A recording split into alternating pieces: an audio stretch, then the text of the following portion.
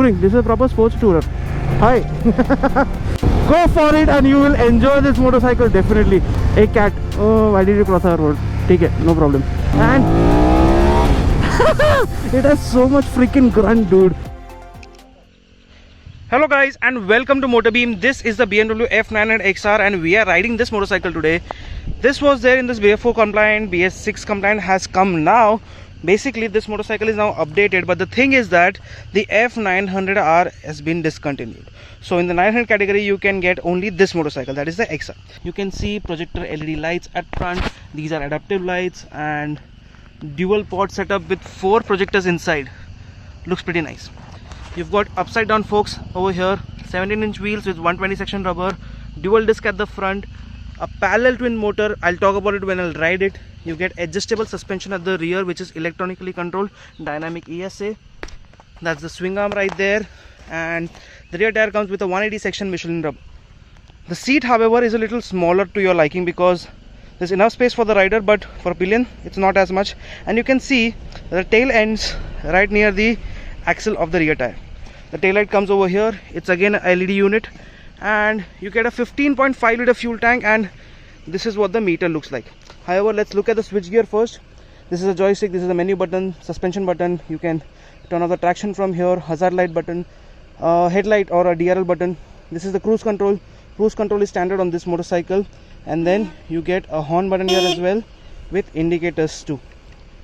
Here is the starter button, the mode button where you can change the riding modes, and you can get a lot more details from over here. It shows XR right there, and with this button you can change it to a sport meter as well, which looks like this. It gives you the traction control information, braking information, lean angle and all of that. And this visor, which is a small unit up front, is adjustable too. All you have to do is just quite nice. So this motorcycle is keyless almost everywhere, so keyless start, keyless fuel tank as well. So basically I just have to keep the key in my hand, turn it off from here, and then this one opens up. If you lock it or if you turn the motorcycle on, this one won't open up. Now let's ride this motorcycle and tell you more about it, how good it is. Let's go.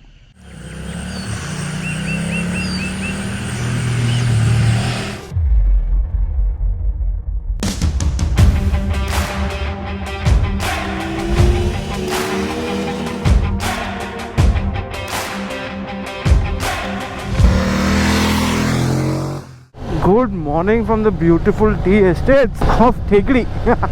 So yes, we are in Kerala. We are riding the BMW F900 XR and the new 850 twins. When I say the twins, this time it's not the 750, it is the 850 GS and the GS Adventure, or the GSA. Right now ahead of me there's the GS and GS Adventure, and I am on the XR going through the thin roads of Kerala.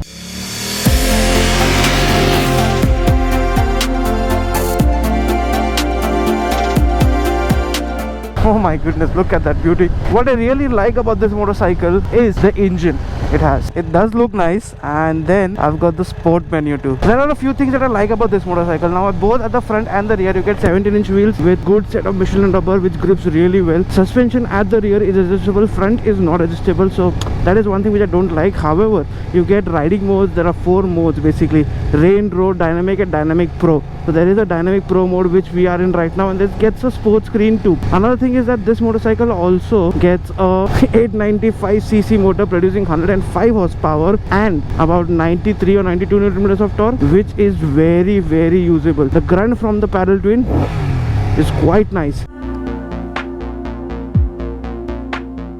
This is a semi-fed, or you can say a bikini fed motorcycle with a long travel suspension. Now this was there since the time it was launched in the last 2 years. It was there in the market, but thing is that the F900R, which was a naked counterpart of this motorcycle, has been discontinued. So this is the only motorcycle that's there, that's the XR.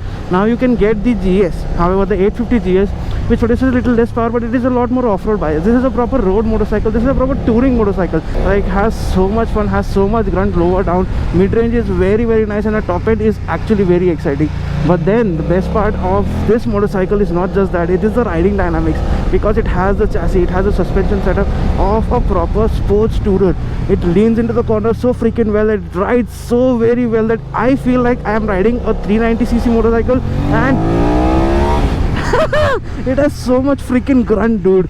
Brakes are actually very nice. You get dual disc at the front and a single disc at the rear, but the grip from the tires is what gives you the maximum confidence. This is definitely a very, very capable sports tourer. So if you're considering a motorcycle in the bracket of like 50 lakhs, get this. Although it does not curb any wind as such, but yeah, somewhat of it, not much. Hey cat, oh, why did you cross our road?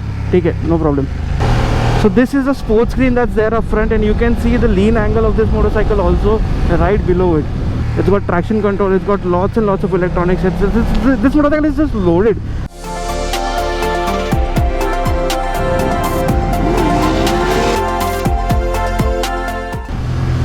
For the price it has launched, I will definitely say that it comes in the likes of the Multistrada 950, but the 950 has electronic suspension that is like controls the front also.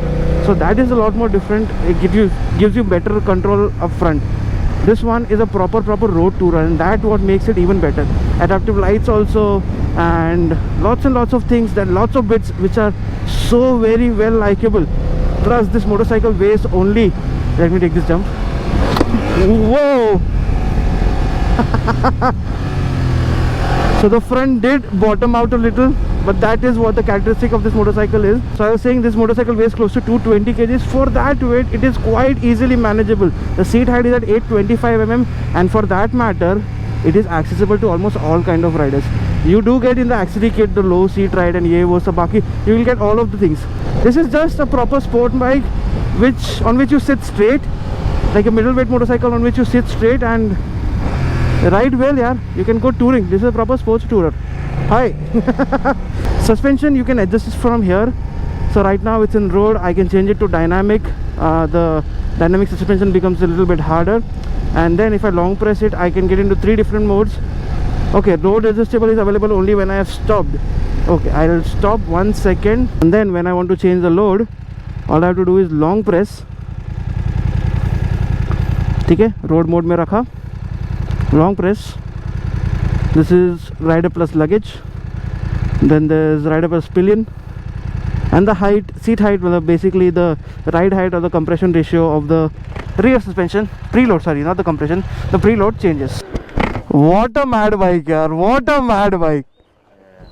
Dude, 40 degrees air road pe lean angle, both sides. Sport mode wala. Crazy. But the front did bottom out on the dip. Yeah, the front does, the rear does not. That's the only thing. Baki, mad. This route is very nice, but suspension has a lot of feedback coming into me because of the dynamic pro mode. If I get into the road mode or get the suspension into the road mode, it will get softer, but otherwise there's a lot of hand movement and like vertical movement happening. Dynamically this motorcycle is rich, and because of dynamic pro, it's fun. Price at 12.5 lakhs, like 12 lakh 30,000 rupees, and the GS right in front of me is just 12.5. It's 1250. Difference between both of them is not as much, and for that price, this seems to be a steal, man. The closest one that comes to it is the Ducati's Multistrada 950, and for that, I will say paying 19 lakhs or 17 lakhs seems a bit much, because this will be close to under 15. Tiger 850 Sport, this is cheaper than that too, or actually close to it. Not really much of a difference. Now this is the only time I got a chance to hit triple digit speeds, and this motorcycle is, well, damn comfortable on it. Put the visor up a little, and it does block a little bit of wind blast coming onto me. So yes, it is actually decent. And now if you're tackling such bad patch of road, you do need the GS, because you can see him going away. The suspension on that motorcycle, the 850 GS, is comparatively better off the road than what this motorcycle has. So yeah, he is having a lot more fun. We are trying to stay in control and not pushing the motorcycle so much, otherwise, yeah, we got road tires, that's why. This one is a sports tourer, a little bit, yes, can do an adventure, yes. You can make a wise choice and pick your motorcycle. I'll end this video now, and if the GS happens in the same video, it will continue after this. So thank you so much for watching. Bye bye.